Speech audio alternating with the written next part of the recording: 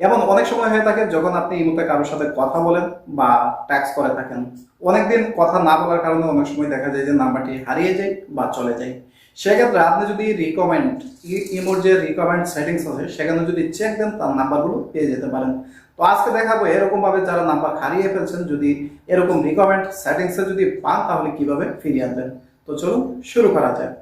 এই ভিডিওতে আপনাদেরকে দেখাবো কিভাবে আপনি ইমোতে যাদের সাথে আগে কথা বলছেন বা আপনার নিকটাত্মীয় রিকমেন্ডেবল ফ্রেন্ড তাদেরকে কিভাবে আপনি অ্যাড করবেন, অথবা পরিচিত কাউকে যদি আপনি খুঁজে না পান, ফ্রেন্ড লিস্টে না থাকেন, তাহলে রিকমেন্ডের মাধ্যমে এখান থেকে বাইর করতে পারবেন।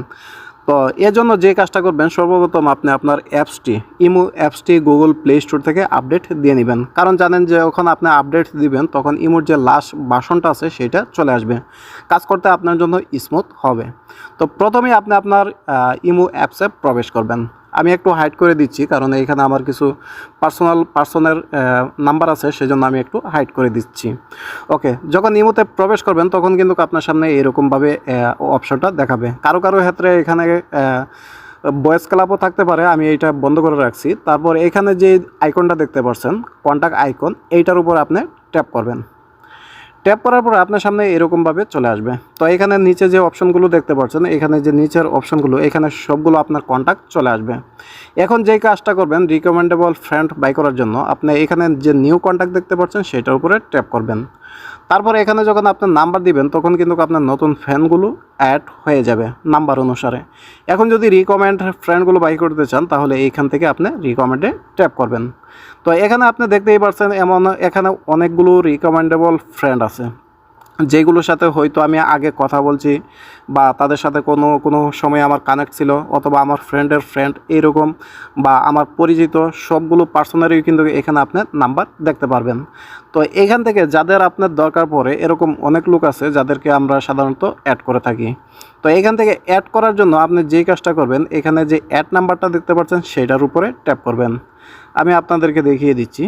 ওকে, ধরুন আমি এই যে কন্ট্যাক্টটা দেখতে পাচ্ছেন এইটাকে আমি অ্যাড করব, এটা আমার প্রয়োজন আছে, যা অথবা আমি আগে কল করছি অথবা আমার কোনো ফ্রেন্ডের মাধ্যমে কারো না কারোর সাথে পরিচিত এই পার্সনটা দরকার পড়ছে। আপনারা যদি এরকম কোনো পার্সনের দরকার পড়ে, এই রিকমেন্ডেবলতে আপনি বহুত পার্সন এরকম পেয়ে যাবেন। তারপর এখান থেকে যে কাজটা করবেন, তার প্রোফাইলের উপরে ট্যাপ করবেন। ওকে, ট্যাপ করার পরে এখানে যে অ্যাড শব্দটা দেখতে পাচ্ছেন, সর্বপ্রথম আপনি এই অ্যাডে ট্যাপ করবেন।